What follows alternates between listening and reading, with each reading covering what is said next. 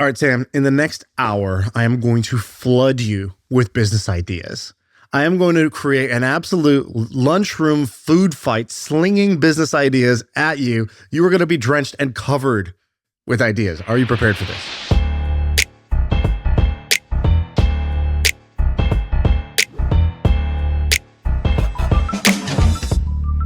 Great analogy. The lunchroom one. Did you just Made a make visual. that up? Yeah. That was very good.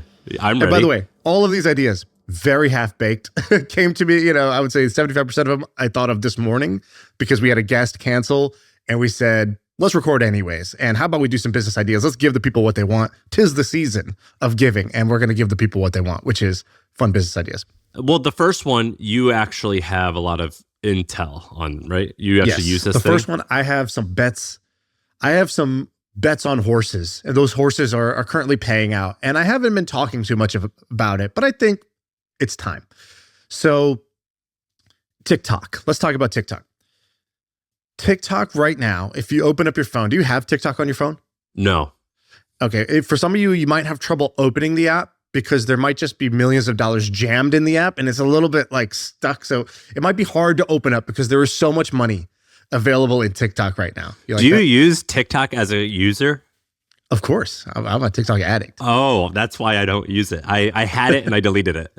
I love TikTok. I have a lot of fun on it. But I also have a couple of business bets that are doing really well in this space. And I think right now people are sleeping on it. When you say business bets, do you mean things that you own or investments of other people? I own equity in companies that are doing this. That's what I'm asking. Okay, so you invested in companies that are doing this, not something you fully own and are operating. Correct. Because I'm trying not to operate anything at this point. Yeah, because that like insight is a little bit different. Yeah. But these are all like, there is something in between. So there's like angel investing, which is you write the check, sort of passive. You're on the outside. I would say you're on the other side of the fence. They lob you updates over the fence.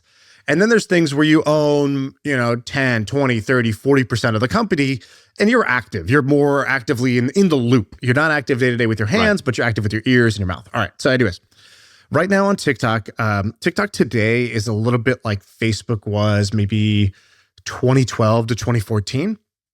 And if you remember, you at that time were working out of a place called Founders Dojo.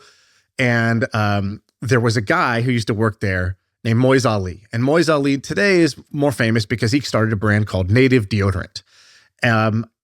You want to give the 2 seconds of what it was like being at the Founders Dojo when he was creating Native? Basically, it was this guy who went to Harvard Law, I think. And so he was clearly smart.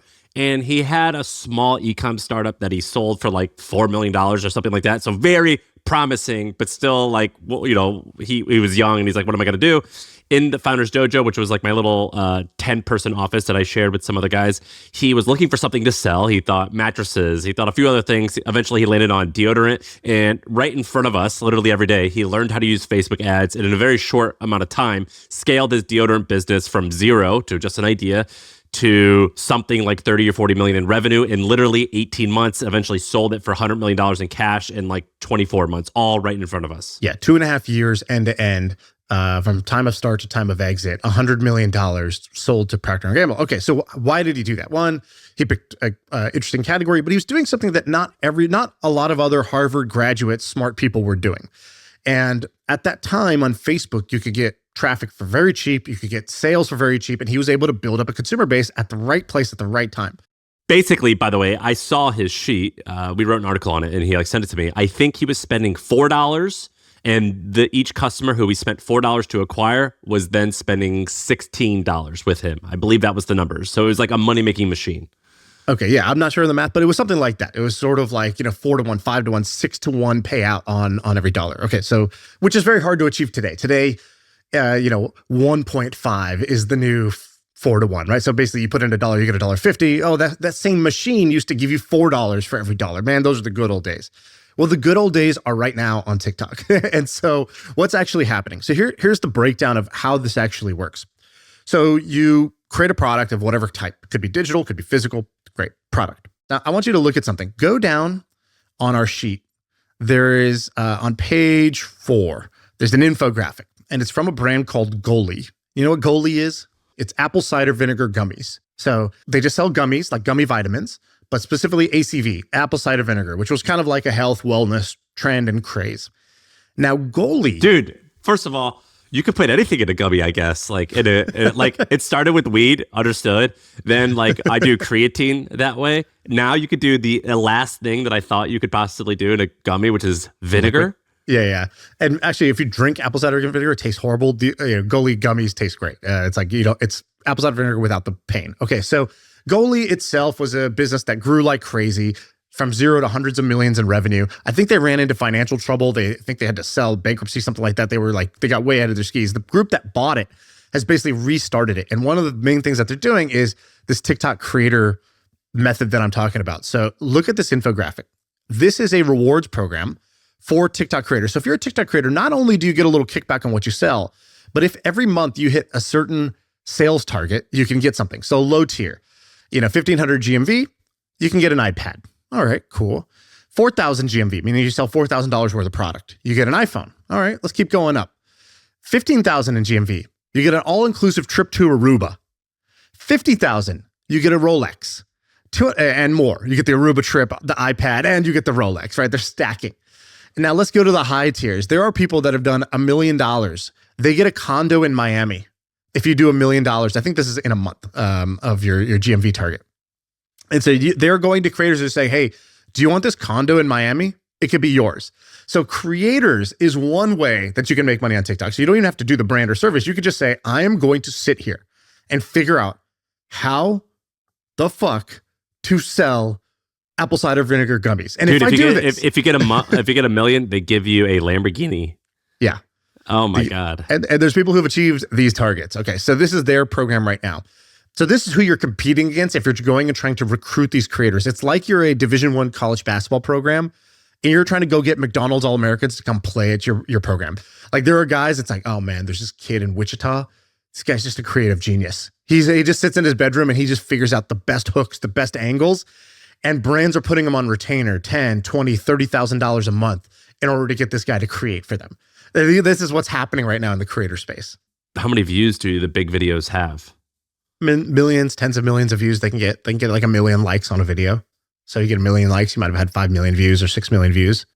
This is crazy. Like there's a guy dressed up in scrubs talking about it. I have no idea if he's actually works in the medical industry, but because he's wearing scrubs, I'm like, oh, all right, what do you got to say?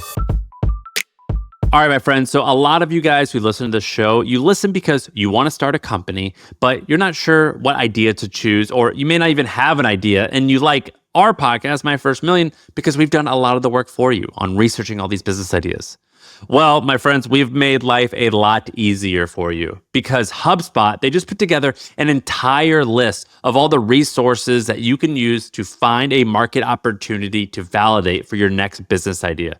So if you're looking for a market size calculator or tools to identify market trends or a huge list of ideas to get started, so if you're interested, there's a link below, click it, and you could have access to the whole thing. It's completely free. Now, back to the show. Okay, so Goalie did this. Guru Nanda teeth whitening. Are you familiar with this? I think the teeth whitening area is full of scammers. And I think that you're not a scammer for using TikTok Shop, but I think a lot of these scammers use this shit, this like TikTok thing like this way. And so it doesn't surprise me that a teeth whitening company would be using it. By the way, I'm not saying these guys are scammers at all, but you know what I mean? Yeah. But I'm also not saying they're not. No. I have no idea about this brand, but I know I've seen a lot of like bullshit teeth whitening companies, and I like look at it in the research, and I'm like, oh, this does nothing. Yeah, I don't know the effectiveness of any of these things. All I know is that these they're selling a lot of product. I think the Guru Nanda teeth whitening is the #1 selling product on all of TikTok, and TikTok is the kind of the most used app in the country, basically, right? So you have this like top selling product on the top selling network. It's pretty insane. And so if they're the top on TikTok, how much revenue do you think they do? I have tried to back into this. I don't know the exact. I don't want to say a number that's going to be way off on this podcast. Like, would it be crazy to say like $5 million a month? I don't think that would be crazy. No. Okay. Let me put it that way. The brands that are doing this strategy well are doing really well. And by the way, this creates a halo effect, right? So you sell the products directly off that one video, but then people hear about it. And then when they see their ad, the ad performs better because I've heard about this product before. Oh yeah, I've seen 10 videos about this product. So now when you put the paid ad in front of me, those 10 organic impressions paid off. Or I go search for it on Amazon. Amazon then takes that signal and says, wow, people really are searching for this name. Maybe we should surface it higher. Or Google says, wait, we should surface this higher. People are searching for this keyword brand. So with that product category, so in that product category, give it more rank. So there's this multiplier effect of this. I have to imagine this is fairly mainstream though, because marketers are like piranhas, like when there's like flesh in the water, like they all, like one person tells one person and they all flock to it and they eventually ruin it. So how much life does this still have and how mainstream is this amongst brands? Let's say it's in the red zone still. So basically it's not as good as when I first discovered it and I didn't want to talk about it on the pod because it's too good. Right? Like when something's just like absolute gangbusters, right? And it's unfair advantage. You feel like you know a secret nobody else knows. It's not there. However, more importantly, it's still at a spot where you can go do this today. It would still work if you just go and do this today. So still works, but you're not the only one doing it, right? Both are true. I have you and like 10 other friends in the e-com world, and every business, they complain about a variety of things with software, it's churn, whatever. With e-com, the complaint oftentimes is cash flow and inventory. You're saying huge numbers, let's say hypothetically $5 million a month, $60 million a year, but is that actually a good business when you're doing this? Or is this one of those things that if you get big, you still are broke? Look, if you're bad at business, you'll find a way to lose money in any business. Even the goalie example I gave you, right? Hundreds of millions of dollars and basically went bankrupt along the way. So there are ways to snatch defeat from the jaws of victory. There are also people that are absolutely printing profitably with this. And so I've seen both. I've seen both examples. I don't think it's about the model. I think it's about how well you actually run your business and how much common sense you use. One of the great things about this from a cash flow perspective is normal e-com business, you put up the money for the ad, you put up the capital at risk in order to get users. With this, you only put up free product at risk. So you send inventory to the affiliates create the content. You pay nothing for that ad until the sale is generated. Dude, so if you're a digital product, you crush it here. Exactly. So I have a couple of examples of digital products as well in my list. So, okay, here we go. That's a long setup for 5 ideas that I think you could take onto TikTok and crush with right now. Number 1. So I want you to watch this video. It's go scroll down and look at this link that says Botox. So the video starts, says, face taping is my jam. And then the other podcast goes, tell me about this. And she goes, if you had told me 14 months ago that I would not be doing Botox and I would be taping my face instead, I would have said, you're effing out of your mind. And so what a hook, right? So this girl's basically saying, I used to use Botox and now I use this. And I would have thought this is crazy. And then the other girl's like, tell me more. So this video itself has 250,000 likes. I don't know how many views this thing has. By the way, they have it. So usually it's like bros, it's dudes like discussing stuff in a podcast setting that becomes like the meme. This is like 2 pretty women. Is this even a real podcast? Or are they this one is, a lot of people fake these, but this is the Wellness Process podcast. So that video has 5.4 million views. Okay. So, and they're not selling a product, to be clear. A lot. I mean, look at the comments. Every single comment is, what's the brand? Anyone know the brand? Because she says there's this Japanese face tape. And anytime you say Japanese face tape versus just face tape, already elevated. And everybody's asking for the brand. Nobody knows what the heck's going on. Some people are criticizing. It's a polarizing thing. It's a visual thing. These are good things when you want to sell on TikTok. So idea 1 is Botox face tape. I think you can make $50 million in top line revenue. I'll say 15% margins. So, whatever that comes out to in the next 18 months. Okay, let's be more conservative. 24 months. If you hit this well. So you can make, $7.5 million profit. You could build a brand because there's a lot. If you look at the market, there's a lot of people that are on TikTok that obviously care what they look like, AKA everybody. There's a lot of people who are Botox curious, but never going to pull the trigger because it's either too expensive, like individual Botox treatments are like thousands of dollars, or they just feel like it's too extreme and they're crossing that threshold into plastic surgery and they don't want to do it for that reason. Maybe they'll be judged, maybe self-respect, maybe they have to go somewhere, it's uncomfortable. It's like hymns, right? There's a bunch of barriers, reasons why you wouldn't do it. Dude, I looked up if this works on ChatGPT. The answer is no. Who knows, right? Health and wellness is like one of these things, right? Like do those little like jade face rollers work? Just putting cucumber slices on your eyes and doing Arie came on here the other day. I was like, Arie, you're glowing. She's like, I did a chemical peel.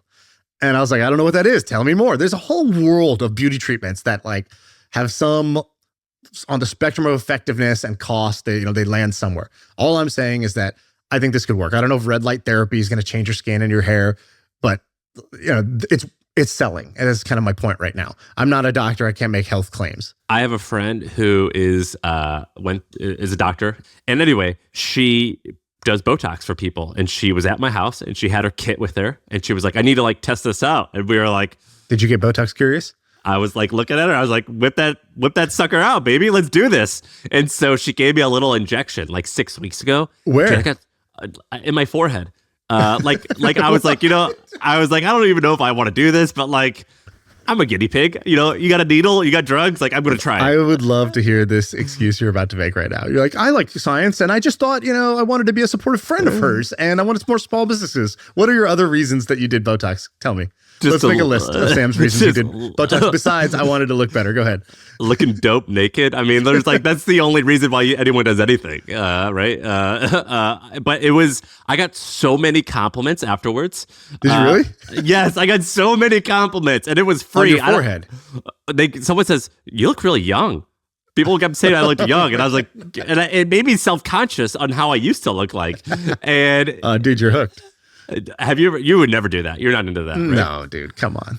What would you say if your wife wanted to do it? I think my wife does want to do it, but she's in that boat where she's like, I don't really want to do it, but I wanted to. I'm curious. Like, it's the same. I bet you if somebody was at the house and had the kit and was like, yeah, I can do it right now, I think she would be like you, and I think her forehead would start looking smooth or whatever it does. Yeah, like she was right here, and I was like, yeah, I mean, if the needle's right there, like, just stick it in me. Like, let's do the damn thing. So I'm it was not awesome. driving to Taco Bell right now, but DoorDash, if it brings it to me, I wouldn't not eat it. Yeah, if it's there. So, I guess you could say I'm Botox curious. Yeah, I think I'm beyond curious. I think you're Botox activated. All right, what's the next one? All right, next one, another one in the beauty space. And there's a theme here. Beauty things are tap into a core human desire. They are visual by nature. They can have before and afters, and they obviously are, high margin, great businesses when you can build them. And so I want to take anything that worked in the D2C, in the prior waves of e-commerce, and I want to see if I can build a TikTok native distribution strategy around it. That's a lot of fancy words to say. If it worked with Facebook ads, I'm going to see if it worked with TikTok videos. Okay. So one of the big winners, I think she spoke at your conference, was a brand called Madison Reed. Dude, there's a location right down the street from my house. I think they do really well. Yeah. So Madison Reed has built a real empire around hair color. And I don't know the full story, but basically, hair color is not a new idea. There were many brands that existed. My mom has been buying this ever since I was a little kid. She would go to Target and buy, dark browns because she didn't want graying hair, or my sister, if she wanted to try it. Damn, you're going to do your mom like that? Oh, dude, if I'm grayed up, you don't think my mom's grayed up? Like, obviously. And so, my sister would, if she wanted to try having lighter hair for a season, whatever, go buy hair color. So Madison Reed basically built a, kind of online first distribution strategy. So a bunch of Facebook ads, and built a huge brand in this space. I think Madison Reed, I don't know what they're worth, but I would not be surprised. I just looked it up. Top line revenue grew 20% last year to $150 million in revenue. Yeah, so the valuation, something like 500 million plus. So huge success. I think you could do a new Madison Reed on TikTok. I think that's just a bet worth taking, which is same idea. Maybe you have some new novel angle. Maybe it's that it's easier to apply. Maybe it's that it's less messy in your cleanup. Maybe it's less harsh chemicals, so it doesn't damage your hair the same amount. Whatever. Come up with your reason why this is new, and build a brand off of TikTok. And I think you could do this again with creators who are going to use the product, show the customers, build trust, build your brand, get people searching for your brand, because there's always going to be a new wave of people who are interested in this, right? So there's either people whose hair is starting to gray. There's always going to be a new generation. And so whatever media they consume is where you need to be in order to sell that, right? Like, remember like Touch of Gray or whatever, like the men's hair color one? Yeah. They did it on TV ads, and the Madison Reed did it with Facebook ads. Whatever the next generation is, they're probably going to get sold to over TikTok and Instagram Reels. And what's funny is you said there's a new generation that wants this stuff, but what has not changed and will always be the same is the hooks that worked in 1910 will still work today. So, for example, There's this Wall Street Journal ad that tells the story of two young men. One young man, when they both graduated college, one young man got a Wall Street Journal subscription, and because of that, he got a better career, whatever. And it tells a story. There are so many ads that replicate that story or that idea successfully. Because if you Google like best Wall Street Journal ad of all time, they cite that ad. And so what I like to do is find old ads from as late as the 30s, the 40s, like it could be like print magazine ads, and just see like what's like an interesting line or an interesting, what's like the human nature vibe of this, and just rip it. So like, for example, there's this one very famous ad where it says, they laughed at me when I sat down, but then when I started to play the piano, ... And that's called the curiosity gap, which is, do you remember the brand, BuzzFeed, and then what was the other one called? Upworthy. It was like, 10 reasons why blank, you're not going to believe number 7. That's the same hook as that piano ad. And so it's really fun to find old ads and just be like, what's the human nature element of this, and just replicate it on TikTok. Exactly. Great way to find hooks. Okay, here's a different category. So I did beauty. Let me give you a different one. Self-help. So one of the top selling products in the last year is something called the Shadow Work Journal. Have you heard of this? No, but that's a great name. Shadow Work. So you get if you go look on Amazon or TikTok Shop. I've seen this. I have seen this. Yes. So the Amazon listing for this currently has over 5,000 ratings. And this is like a self-published type of book. And this journal on TikTok has sold over 100,000 copies. You know how rare it is for a book to sell 100,000 copies in like the first year that it ever existed with no other promotion. So this was a huge success. And basically it was like people on TikTok they'd have the book open, they'd be like the gasp I gasped when I read this line. And you're like, all right, what's the line? And then they'll read you this like kind of heavy emo-ish quote from this journal. And then it's like, or they'd be like, I finally figured out my true shadow. And you're like, what? And it's like, it kind of gets into like this whole like, like the gypsy girl type of vibe. It's like there's a whole like group of people that love therapy, that love like horoscopes. There's like these like weird Venn diagrams that you can find where it's like people who are really into sort of the mystic self. And so this book capitalized on that. I think today, if you were to write, I don't know why I said you, I should have said me. If I were to write a modern day version of, Tony Robbins' book, Unleash the Power Within, or Mark Manson's book, The Subtle Art of Not Giving a Fuck, I think if I wrote a modern version of those and I just pumped, let's say, 9 months and $250,000 of effort into seeding it on TikTok, I think I could have by far a bestseller. I think I could sell, millions of copies of a book. This isn't a book, right? Is this like one of those things where it's this is a journal? It's like 2 pages, 3 pages of writing, and then a week's worth of like notes. No. This is not like a planner. It's not like a daily planner. It's, I haven't read the whole thing, but like, it's a lot of text content, but then there are like fill in the blanks or like, what's that for you in a box, and you write it in your box. But it's not just days and you need a journal in it yourself. Have you seen Design Your Life? Is that what it's called? Yeah. Designing Your Life. It's like a book by like, it hits all the check marks, where it's like a Harvard psychologist who spent 30 years studying happiness and lifestyle design. Stanford, I think. Yeah. Yeah. Like writes a book on this. And then it's a cool book. I read it. And then now they have like a journal that goes along with it. And you could just look at this and be like, what works and what doesn't work. But yeah. And by the way, I don't know if this angle would work with you, because have you Googled the author of that shadow? Yeah. She's very aspirational. She's different than me. Very aspirational. but that's not, nobody can see that when they're when they're just watching a TikTok. Because it wasn't like, it didn't look like a commercial for the book. It was just somebody saying how this line in this book really spoke to them, or how this book changed the way they view things. Like there's a whole hook on TikTok that's very famous where they say, it starts with somebody saying, do you have any book recommendations? And then they zoom the camera in really close, like to their nose and their eyes. They go, I have books that will change the way you even like look at the world. I have books that will be so good you will never be able to look at a man again. And they're like romance books or whatever. Like I have books that will melt the frontal lobe of your brain. And they go like really intense with it. And that's like a common like memed hook that they use. So it's like the first video. By the way, I like how you were like, I don't know if you could do this. This girl's hot was the thing you basically just tried to tell me. Well, she's a 25-year-old Like I'm looking at this New York Times article. By the way, she's 25, which is just amazing. She's like a 25-year-old, like really pretty woman, and that's like TikTok's demographic. Like you're a gray bush. You're a gray bush in TikTok world. The videos are not her. The videos are whatever. The videos are from the creator. The creator just looks how the creator looks. They don't look like her. And this is amazing, by the way. I think at one point you were like, I feel like I'm riding a horse like a few years after Henry Ford invented the car.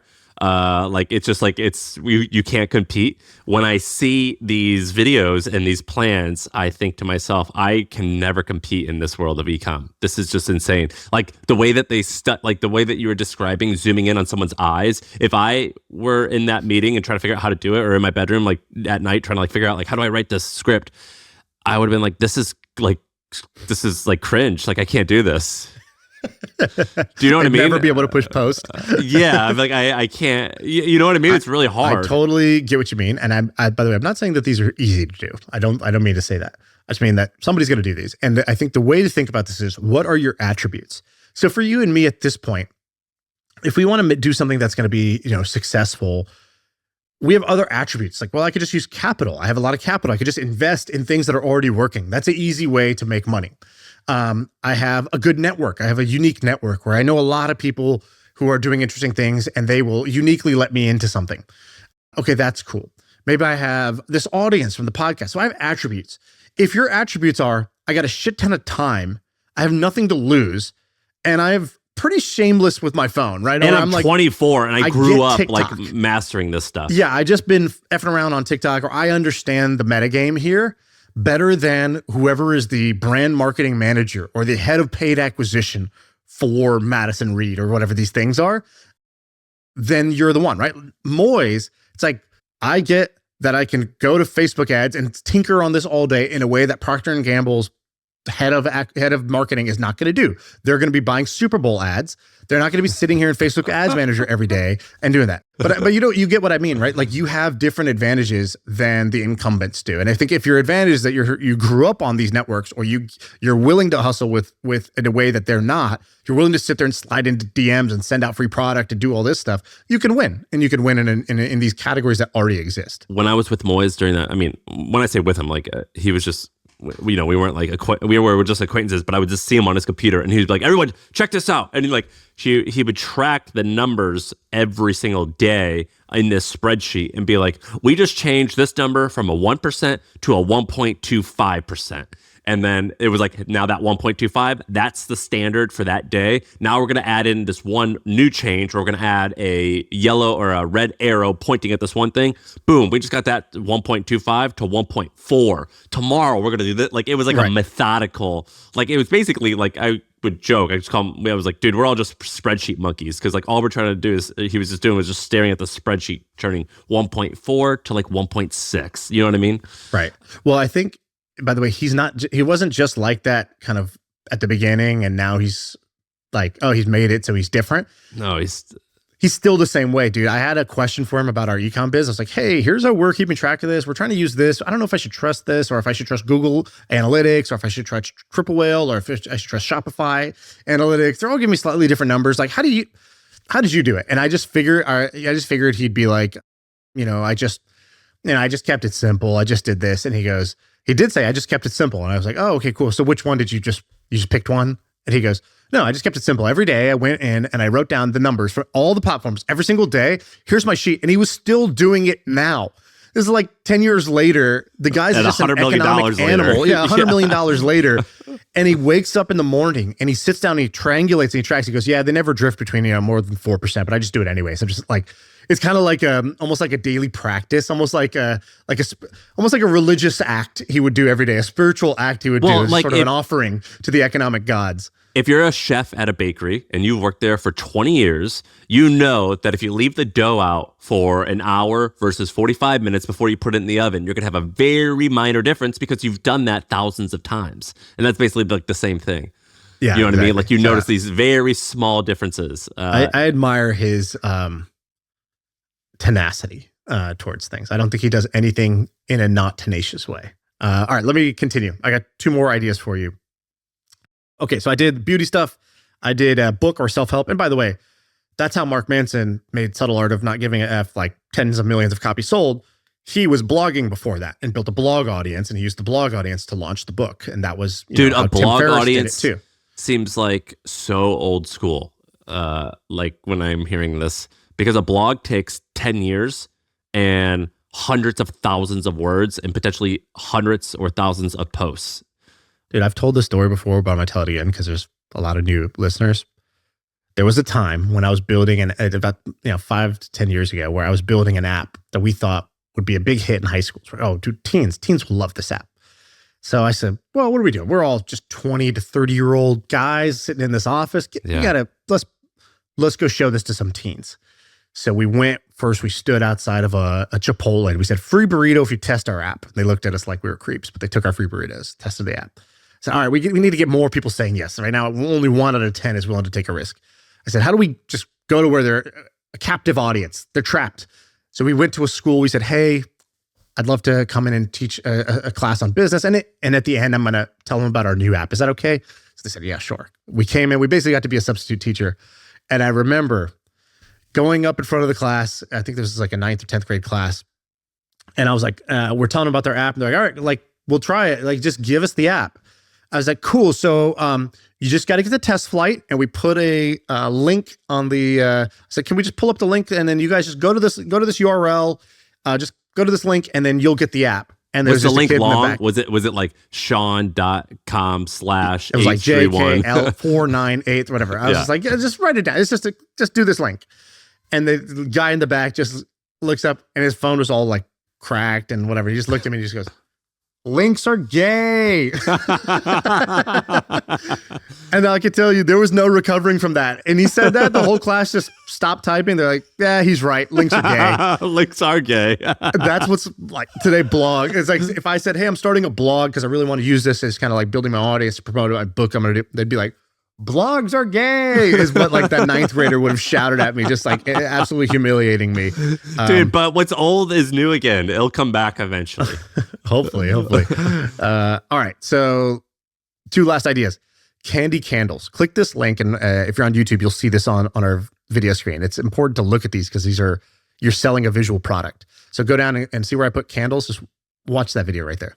Oh my God. It's all right. A mason jar. Holy crap. Wait, are those real Oreos? So it's a mason jar with a lady dipping what looks like Oreos and animal crackers as if she's making like a Oreo smoothie with whipped cream in a mason jar. Exactly. But instead of the smoothie, it's wax. That's wax? I thought that was real. Because this is a candle. No, this is a candle. So that's wax. I don't know if the Oreos are real or not. I can't tell. But that's what I'm saying. I can't. Of course, it's not real. Look at the numbers on this video. All right, it has 600,000 likes. Holy shit! How many views does this have? I don't know. This woman has, and she's just like a lady. She's just like a baker. She just made that video. So I saw that video and I was like, oh man, this could be a product. Why do I believe this? So just like I said, I wanted to take things that worked in the Facebook ads heyday and be like, could I translate this with the new distribution engine? Another version of that is take anything that sells well in an MLM, because TikTok kind of works the same way. TikTok is basically you give your product to a bunch of people, they go and then shill it to their network and their community. That's how an MLM kind of works without the pyramid part of the scheme. But dude, this lady's work is so good. Like I'm clicking through stuff. It's like frappuccinos and shit, like coffee. That looks like I want to eat it. I want to drink it, but it's a candle. I want to eat it, drink it, smell it. I want all of it, right? And that's what I'm doing. It's basically a sensory overload. And that's, if I see that, I think this will perform. This will perform if we armed creators with this. If we had enough volume, this content will always perform. It has this oddly satisfying, sort of delicious thing. And people who like candles love candles. There's actually, I said that wrong. There's nobody in between. You either don't use candles or you love candles. There's nobody who just kind of likes candles. That's a candle purchaser. And so that's why if you go look up successful MLMs, and I did this one night, and I should have done an MFM episode on it, but like you can go break down successful MLMs and you could try to figure out what product categories are they in, because those are categories that you could go into and be successful with if you just took out the MLM. Same product has the same desire, but like use a new scented oils. Yeah, there's a bunch of them. And so like candles is a huge one. So I think candy candles could be a category that somebody goes into. And I'll give you one last one. 23andMe. So 23andMe was this like really interesting company. It got really big, but the company is blown up. It is like self-imploded. It still does $300 million a year of revenue, but they've basically, the board all resigned. They quit. The company's losing money. The stock is in the tank. It's like worth nothing now. Dude, they had a major hack too. I remember they lost 6 million people's DNA. Dude, Whoops. my dumbass, I did it when they first launched, and like it's been on there forever. And I get an email saying your shit's like hacked. Like someone else has all your email. Yeah, it was horrible. Like it was like the worst. That's probably has to be the second worst hack besides your bank account. Yeah, it's terrible. But I think, and there's others in this space. Ancestry has an Ancestry DNA product. I think you could sell that through this network. And so I think a new way of acquiring customers, I think that type of product, which is a kind of a mix of a digital and a physical product, a subscription product. Have you seen the food ones? No, what is it? As an allergy or what is it? Yeah, so the science behind this stuff is iffy. It's not, a lot of people debate if it's legit, but food sensitivity is what you're talking about. where it's like which foods are you sensitive to based off of your DNA and based off your saliva, which like that it might be bullshit. I actually think it is, but a ton of people do them, myself included. I think it's bullshit. That's why I do it. That's why I have a 2-year annual subscription. Yeah. Yeah, so I think there's a huge opportunity. This is 5 ideas I thought of this morning, but I do think that the upside of it is, I think that unlike the cliche, the cliche is that you can't get rich quick, blah, blah, blah. There are actually ways that you could get rich quick. Moise selling native in 2.5 years for $100 million. That's pretty quick. It's the best way to get rich is quick, as Moise says. And so I think that it is not, and by the way, I've seen this firsthand in a couple of the companies that we've started or incubated that have been in this space. I guess what I'm saying is the growth here is quicker than I've seen pretty much anywhere else. I don't think it's easy to do. I think you're competing in, like you said, sort of sharky waters. It's not that a lot of people are competing, but all the people who are competing here are very smart and very, very scrappy. But there's a lot of categories out there. And if you can find a category where the traditional incumbents aren't doing this, I think there's a lot of money to be made. Dude, listen to this story really quick. So do you remember there was this company called Elite Daily? Do you remember Elite Daily? It was like a blog, right? Yeah. So Elite Daily was a blog launched maybe in 2012. And within 1 year, they scaled Elite Daily. It was basically a blog that said like, a lot of stuff they said was like controversial. So it was like, why men should do this or women should do that, and which is a controversial take. And then sometimes it was like just a variety of lists. But the guy who started it, his father was Jacob the Jeweler. You remember Jacob the Jeweler, the rapper? The guy who that was his... Supplied the rappers, right? Yeah, Supplied the rapper. That was his kid. And so he started this blog when he was 22. And this was when millennials were the Gen Zers. So millennials were the young guys. And within 1 year, it got to be the most popular blog on the internet, which it was getting something like 100 million monthly uniques. He did it in 1 year. About 18 months in or something like that, I went to their office in New York City. And their office was a bunch of like New York kids, like 22-year-olds who are being paid like $15 or $18 an hour, something like that. And they had just rows and rows of cheap IKEA tables and everyone just sitting there on their computer, just like banging out headlines to articles. And then they would like write just a couple words. They would see which ones, like they would post it on Elite Daily because they had so much traffic. They would see which ones get a little bit of traffic and then they would go and write out the articles. And then eventually the company sold for $60 million, which in the media world, it was like the biggest thing on earth. And so Elite Daily, if you Google like Elite Daily acquired, it was like it was just like massive. And how fast was that? How many years? This was like 10 years ago, so I don't remember, but I think it was something like 2 years. Like it was like really fast. Yeah. Like they were doing like tens of millions in revenue, literally within 12 months. Like it was almost overnight. And I remember going to their office and I thought that this was like a legit publication. It was just like these, like they built like some software that like could guess what was going to go viral. And they were just banging them out in this room. And it was crazy because it was crazy. It was an example of people who find one little hack and they go all in on it. They dedicate their lives to it and they end up building a business that is huge. Like this is kind of what this TikTok thing, which is like, oh, you're telling me if I just like get this one mom to share this thing, oh, I'm going to build a whole infrastructure all around this, where a lot of outsiders look at this and are like, that's crazy. Like, what are you doing? That's like ridiculous. Like, you can't do that. And they're like, but why can't I? Like the math says that this one worked, therefore I'm going to go get 300 of them. And this Elite Daily thing, it was insane to see this firsthand. And I got to talk to those guys. It was all wild. This is like the new version of that. And so I got to see these guys sort of like, I wasn't particularly friends with the founders. I was friends with some of the employees. So I got to see it from that angle. They got rich overnight, basically. And it was like the exact same thing of just like finding a little tiny thing and going all in on it. Yeah, I think it's not for everybody, and it's not easy and all that. My disclaimers would be why am I not doing this? Well, besides the fact that I don't really want to be running businesses anymore, but even if I could, even if I wanted to, here's why I wouldn't do this. It's a really frenetic and stressful space to be in that's changing like every day. And so I don't know what the right analogy would be, but it's sort of like sprinting on quicksand. And I wouldn't really want to do it, right? But if I had no other choice, or if I was wired that way where that's fun for me, okay, great. I'm not really wired that way. It's also age. Age makes you different.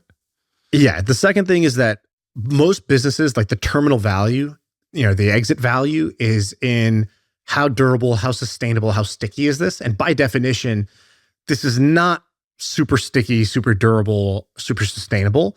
You get the upside, which is a fast spike that's sort of more than you could otherwise get organically.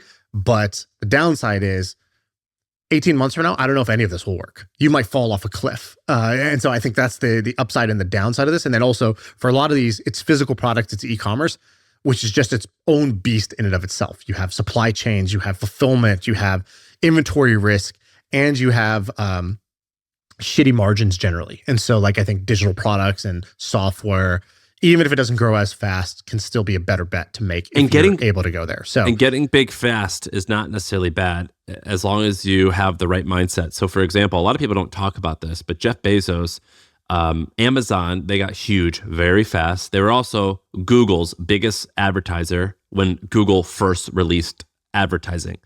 And they got big on the back of Google. And it worked because they were like, we're going to use this to make ourselves huge. And also, we know that the customer is always first. So we have to provide the best customer service with the best product. So if you combine all of those things, you can create something amazing. Yeah, exactly. I do think also one last, I guess, like important caveat on this is if you do this, there's sort of a better and worse way to do it. And I would say, the most important variable in something like this is just the repeat purchase. So how much of a true brand and long-term customer can you build? There's a lot of people that I see doing this for products that you would only ever buy once. It's like, man, you're going to go through all the mental gymnastics to get somebody to buy one time. And then the product is not a consumable. It's not something you're meant to buy again. And you're going to have to release a new product in order, a second product or a third product of a whole different type in order to get there. That's playing the hard game on extra hard mode. I wouldn't recommend doing that. I think that reason is, if I remember correctly, I'm just remembering this from like years ago. I think that's why Moyes said he didn't do mattresses. I think he was like looking at mattresses, and this was right when Casper became a thing. But he was like, yeah, like a mattress is $400 and literally everyone in America needs it, which is great.